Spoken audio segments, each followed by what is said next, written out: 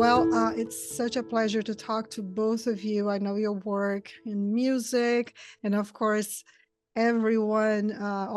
It was such a success, really. Most Christians I know have seen Unsung Hero, which is the story of Rebecca's family, which I had already read in Helen's book, Behind the Lights, and just an incredible story of faith and the power of what God can do, right, with a family that surrendered to them through so many trials. And you are both, now this is your first book together, super exciting, launching right at Valentine's, about your love story. So the book is called Lasting Ever: Faith, Music, Faith, and Being Round by True Being Love. found by true love. Bound, yes, so sorry. Yeah. I need my glasses. By true love. And so tell us, everybody knows you guys independently and from your music careers and separately, but not much about the two of you together. Tell us, how did you meet? Well, we were both living in LA at the time, and I had moved from Nashville to LA for some acting, and that I was doing in that time of my life, as well as singing. And Cubbie was also living there doing TV and film and some music. So, but we started hearing about each other through this philosophy group that both of us had um, proximity to, and kind of knew, two of his roommates were in that philosophy group. And it was really started by a guy who wanted to lay a foundation for theology through philosophy. And so it was really an interesting group of people, creative young people in LA. And so yeah, his two friends started scheming soon after they met me, and I started coming to these events and thinking that we would be great for each other, and they were right, and we hit it off at a party that he was at, that I was invited to go to as well through his friends. And it was just, there was something very magical from this first moment of meeting. And yeah, the rest is history. 9 months later we were engaged, and a little over a year later we were married. So it was just definitely a God thing that we found each other in LA, and so very thankful. Yes. And you have been together now for over 20 years, right? And is that 14 yeah. in 14? Okay. April. Yes. Yep. Okay, so 14 marriage, but about 16, I guess, since you've met each other or so, or 15 years. So you are at a point in your lives that you can share a story of a lot of beautiful parts of the story, mountain highs and valley lows, Yeah. right? Right. And I know that this book presents a huge hope for couples who are struggling through some seasons of life. I know that one of the things that you all struggled with, and I know so many friends who have struggled with, is infertility. So tell us how you share in this book your journey through the miscarriages and infertility, and how God has brought you stronger together through it all to write the story. You want to speak to that as a dad, or you want me to share? Tag team. Yeah, we can tag team it. Yeah. Why don't you go first? Yeah. Okay. Well, it was a really challenging time in our lives, because it was one of those seasons where we just felt like we were being hit by a lot of life circumstances that were just very, very difficult. Cubbie was going through a time where he had felt very much betrayed, and had been, by friends that he considered family, and lost a job unjustly, and that he didn't see himself losing. And so he was kind of hit at his masculine core. And then at the same time, I was struggling with secondary infertility and miscarried twice in that time. And so it was really challenging, because I think I was then also hit at my feminine core. And I mean, it was just his mom was dying of a dreadful disease at that point too. I mean, it was just like thing after thing after thing that just felt really heavy and hard, and hard to know how, like, these kind of things could even be redeemed, or how can good come from miscarriage. It's just very, very, very painful. And so I think, what we sought to do in that time was really just trust God in the pain, and trust in his goodness and in his character, and that we knew he would be faithful. But it was even hard to kind of encourage each other authentically in that time, because it was so challenging. But in that time, I was kind of quietly retired, and I was asked to do an event in Alaska with my brothers who are also in music. And so we said yes to that. And I really had an experience with God while on stage. That's kind of like how simple it was. And at the same time, Cubbie was also experiencing God in this new way up in Alaska too, simultaneously, completely separate from each other. And what happened was we both, in essence, experienced a spring that had come to our hearts. Like our perspective changed on, I don't know, on the past, on the future. It was like our spirit was lifted, and we had hope. Like it was like hope was restored. And then immediately after that, I fell pregnant with our second child, and now we have 3 children. And so it was just, and then also he's brought so much newness to us vocationally, and new opportunities for my husband. And he helped direct Unsung Hero and multiple other, film projects since then. And we've done music together. We've written this book together. I mean, just so much has been restored.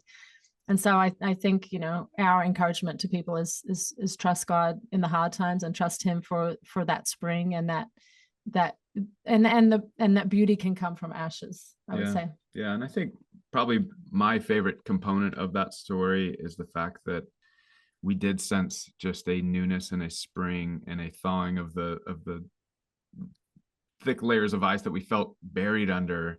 We felt that thawing, we felt that spring coming without any tangible change to our circumstances. And I think oftentimes, especially in the hard times, we look to the thing that's going to bring us out. We look to the tangible that's going to bring us out of this hard season. We look to the thing that's going to fulfill us or make us happy or make us content. But I think we are called, and Paul talks about it, to be content in all situations, and know that God has given us what we need for the season, and he's teaching us through the season.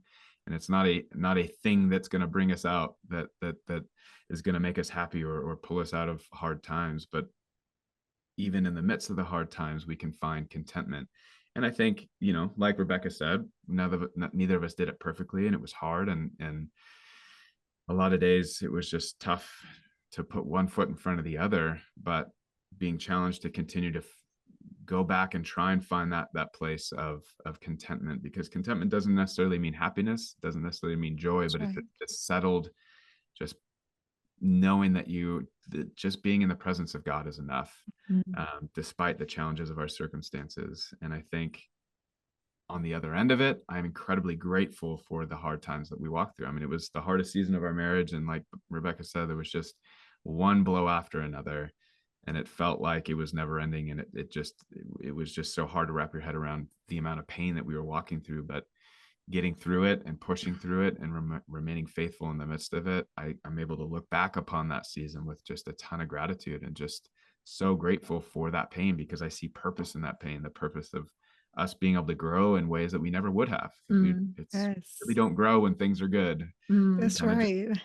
Complacent, but it's the challenges that force us to grow. So yeah, grateful for the pain. It's incredible, isn't it? It's that verse in Corinthians that said that you are comforted so that you can comfort others with the same comfort that you were given. And that's one of the goals, really, that why God allows us to go through pain. And now with this book, I know that there will be many couples, or even maybe people who are engaged to be married, that they will look to you to see, okay, you're going to be able to point them. This is it's not going to be always as good as it is on the day that you say I do, and all the beautiful things. I know you have some Hallmark stories that you share in the book, like your proposal on Christmas Eve. It's so cool. But the days that are hard are coming for sure, right? And you say this in your book. You say, if a person doesn't find contentment in Jesus in every season, they are not going to magically discover contentment contentment once they are married. So in that's what you just said, Cubbie, about the contentment piece. But what advice would you give, Rebecca, to young adults who are longing to be married in that regard?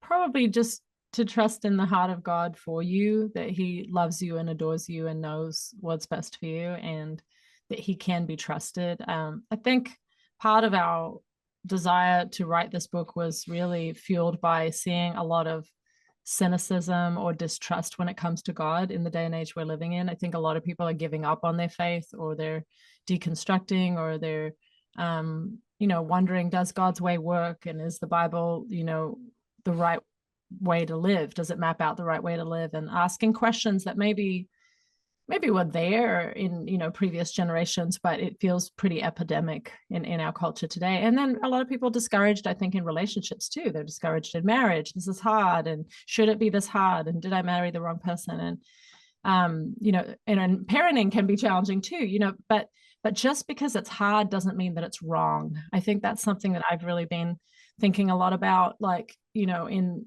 just my life, like as an adult, like just kind of realizing that there are hard things. We're promised it in the Bible. In this world, you will have trouble, but take heart because I've overcome. Like, there's all these scriptures that encourage us just to trust in God and his character. And that's what I would say, is just come back to, like, who has he shown you to be? Who does he say he is in the Bible? And hold on to that in the hard times, because you will come into a different season. You will come into a spring and a new time, and you will see his goodness again. And often, like Cubbie was saying too, we can be drawn closer to his heart in the hard times than any other time in our life. And I think of, even in marriage, like some of the times where we've been just like, especially me, just like crying and just kind of being held by Cubbie, and like there's a closeness that is happening because of the pain that, on the other side of it, you wouldn't trade for anything. So just trust his heart and his good heart for you. That's what I would say. And wait upon the Lord, right? Wait upon him, and know that the person that you are gonna marry is his choice for you. That is so huge, because I've been married for 25 years this November. Thank you. And my husband and I, we waited for each other. It was a long time. And I know that you all have had an experience. You were both committed to waiting for God's best in your life in many aspects, and you did the true love waits, and that impacted, I'm sure, your relationship. I would like to know, because, as you know, even within Christian circles, there's people who are talking bad about the purity movement, and so negatively, right, about the purity movement. So what would you say, and how did that impact your relationship? I mean, for me, and I know for Cubbie too, but he can speak to it himself, but it was a very positive thing. It was very, very life-giving, encouraging movement, this True Love Waits movement, that was encouraging people really to just live for God in relationships, honor him as the Bible lays out. It's really a holiness movement in a way, like, and people don't really bag a holiness movement, like but the purity movement definitely has gotten a bad rap. But for us, and we can only speak from our own experience, right? For me, and I have compassion for those that feel that it was a hard thing for them in their experience. It was maybe an isolating, lonely thing, or maybe they were taught very legalistically, like you have to obey these very, very strict rules of exactly how it needs to be, and maybe they felt shadowed under that. And so there's compassion for that being their experience. But for me, it was one of those things where I wanted to honor God and wait for my spouse. I wanted to put my white dress to show on the outside what I had committed to with my life. And so hearing, about these hundreds of thousands of other young people, and going to these rallies where there's thousands and thousands, up to 60,000 young people that are committed to the same thing.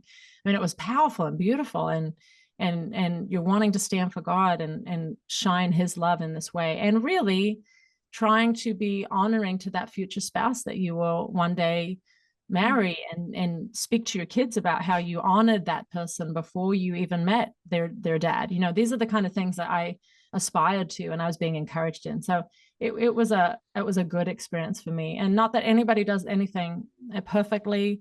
We all need the forgiveness of God. We all sin, we all fall short. But it's something that we are passing on to our kids as upholding that this is good and God's way is best. And we want to encourage other parents to do so as well.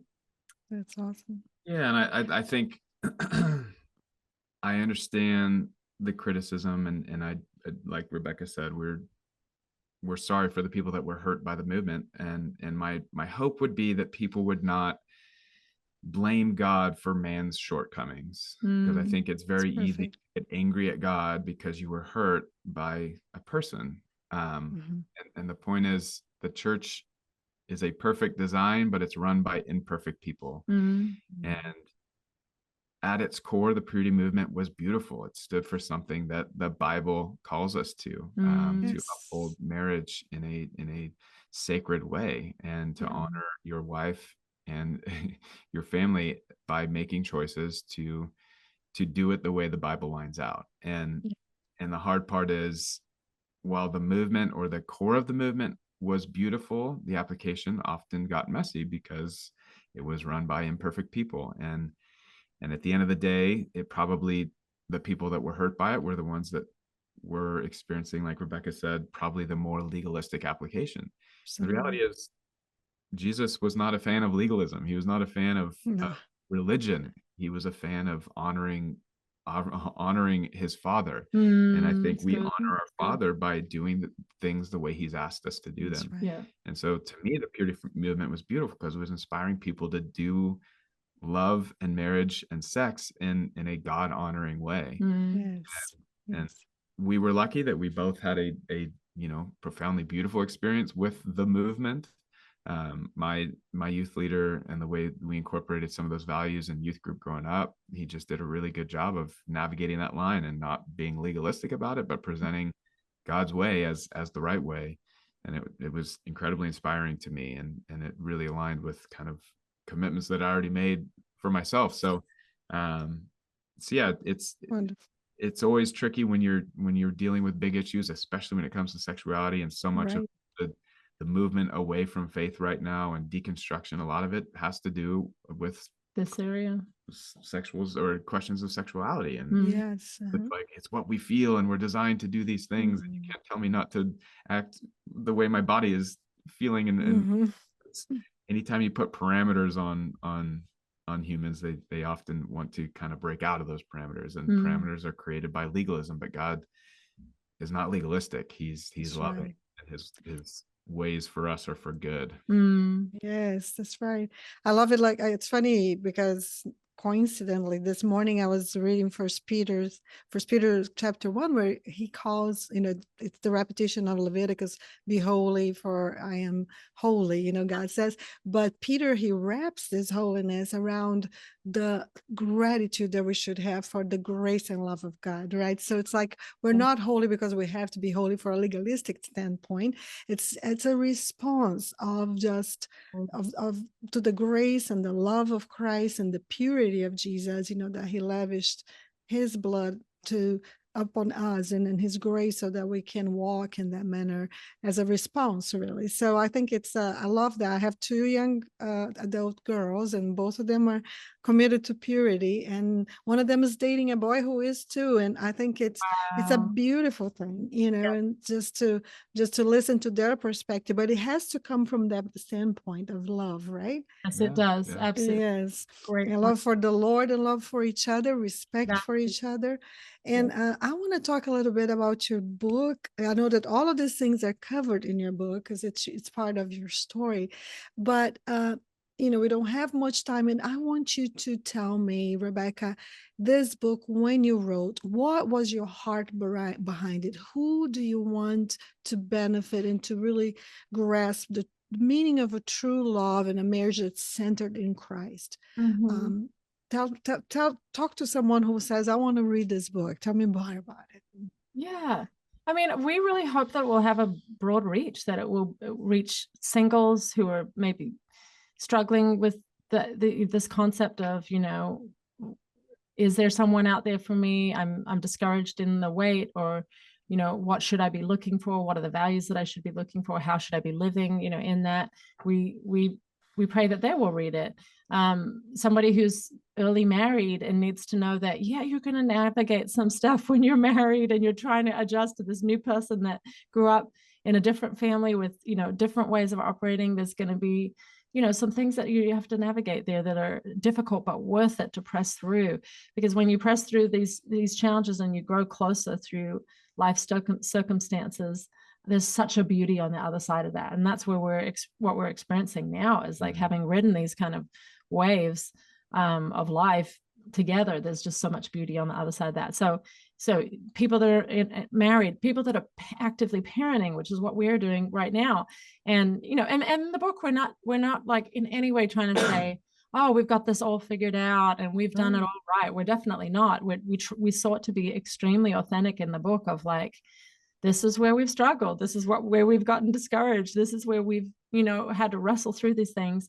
And so it's almost like, I think in all these different seasons of life, we pray that people will find a sense of community, that they'll feel like they're sitting down and having coffee with us and just talking about life and God and his goodness, really. And that they'll walk away going, okay, I have renewed hope for my story, that God will be good and faithful in my story as well.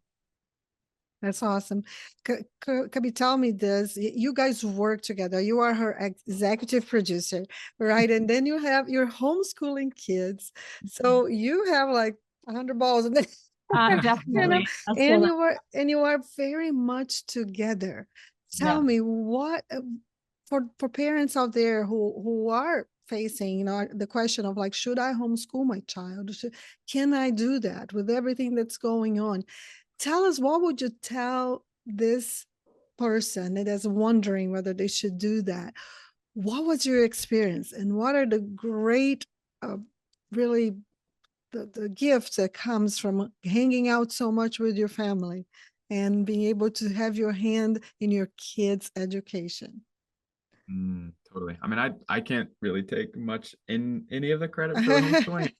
Something that I absolutely want to move more into. Life has been so crazy that Rebecca has definitely handled the lion's share of teaching her kids. But I think the motivation behind the approach to homeschooling is just that, is what you just alluded to, just the fact that we're able to do life as a family, and we live unusual lives and we travel a lot, and our work takes us many different places. And the thought of our kids having to stay behind because they're, tied to a school and ultimately would end up seeing a nanny more than us, that was just not part of the equation for us. I think in both of our sense of calling to the things that we do, family, marriage is number one, and family is part of that commitment. And we're not going to do these things if we're not doing it together. And it's been cool just to see the ways that we've made decisions to kind of uphold that number one priority for us. And there was a word spoken over Rebecca and I kind of early engagement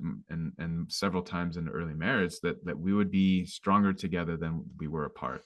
Yeah, we were both doing different things in our lives, but I think when we came together, there was just a beauty in the unity of us together, and the way that we've been able to see God move by us making unified decisions to minister together. And now, even this book being a prime example of us being able to come together and partner on this piece of ministry that we can now share and hopefully inspire others to just seek the beauty of God. Right. I think, the commitment to do life together as a family is very, very important to us. Yes, I can relate. Both of my girls, we took them out of a regular school and we put them I was working full time, and then we made a decision to do hybrid school with them, and Yeah. they'd go Yeah. some days. And Yeah. because I'm not I'm Brazilian, so I wasn't raised in America. I wasn't raised by American schools in American schools. So I was like, I just can't do this on my own. If I were to go back today, I would be like, yes, I could. But anyway, it was the best decision, just to be. And I was able to still work from home, and Mhm. it is priceless, really, It is. this event. Yeah. But Rebecca, one last question.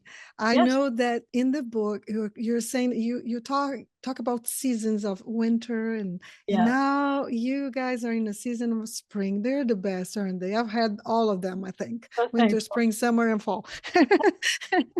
And so you are in the season of spring in your marriage, in your family life right now. What is new? What's new about your career, about your marriage, about your family?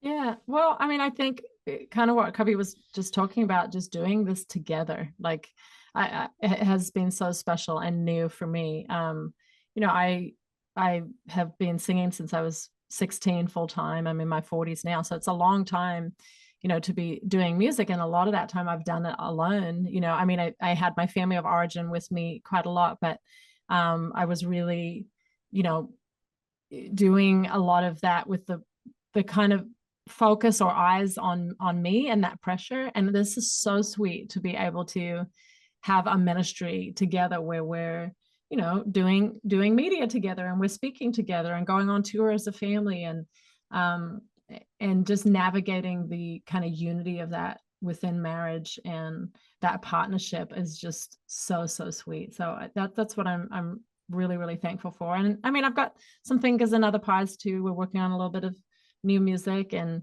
I've got a podcast with Focus on the Family that I That's right. have. Yeah. Tell us a little bit about your podcast. I know that people would love to hear you. It's a parenting podcast, and I co-host it with Dr. Danny Huerta, who's the vice president of parenting at Focus on the Family. And so I'm just learning so much as a parent through this podcast, and really enjoying it. But That's awesome. yeah, I am thankful for this season and all that God has done, and all his goodness. Beautiful. And you have a new album as well, right? That Well, was it came in the last couple of years. Yes. Yes. So it was produced. Was this the first one that Cubbie produced, or? Yes, he helped executive produce it. Yeah. And so Yes. we did some teamwork on that one as well. Y'all, they have to like each other. I mean, there's just like not an option. It's beautiful. I love that. Now, Cubbie, just for your last words, what do you hope that readers will take away from Lasting Ever? Yeah, I think my most overwhelming response to writing the book, and it's rare that you're forced to reflect on your life to the degree that we had to in order to kind of write the story of our lives. But kind of walking through that process, which was incredibly therapeutic and healing and cathartic, I got to the end of just recounting all these stories kind of in my own heart and starting to see them on the page, and just took a step back and just said, wow, God is so good. And that really is my hope, is that when the reader closes that back cover, that they would have a similar response, because in a lot of ways I can't even take credit for the stories that are on those pages, because it's just so apparently God and just him writing such a beautiful story. And I think it's easy to miss the hand of God in our lives, especially, I mean, really always, but especially during the hard times. It's hard to see him at work. But when you get over those hard times and you're able to get a bit of perspective and look back and just see how beautifully ingrained in every detail that he is, it's incredibly encouraging. So I've had that response reflecting on my own life. I know Rebecca's had a similar response, and the hope would be that the reader would have a similar response, to not only be encouraged by our stories, but be encouraged to look at their own story and just see how beautifully invested God has been in their story. All our masses he turns into ministry, and it's so beautiful, and I love it. Listen, if you guys haven't checked yet, you need to go all the way to the beginning of this podcast, or on YouTube too, and listen to Helen Smallbone, the interview, because your family story, Rebecca, is very much like that as well. There have been so many trials that God turned into beautiful, beautiful ministry, through King and Country, for King and Country, and your mom's ministry for women. And now you as a couple and as a family just be able to bless so many people that will come across this book. I love it because sometimes we see, we listen to the song, we watch the movie, but we really don't know, how hard, like the highs and the lows of a person's life. So I love that you're very transparent in your book, and I really believe that it's going to be it is a great gift for the kingdom. You'll be able to help, couples who are thinking about getting married, couples who are preparing for their life together, couples who have been married for a long time and are facing trials, who need to know that, listen, hang on with the Lord and together, because there is beauty to come from this. And I know those who listen to me, I have a huge story that attests to that as well. And God is so faithful. You just hang on, right? Yeah. Hang on. I love that. Well, Rebecca and Cubbie are giving away a copy of their book to someone in my audience. All you have to do is fill out the form on the show notes. And I really, really appreciate the two of you. May God bless you. Thanks. And Godspeed on this incredible project. Thank you very so much. much. Appreciate your time. Yeah, thank you. It was very nice meeting you.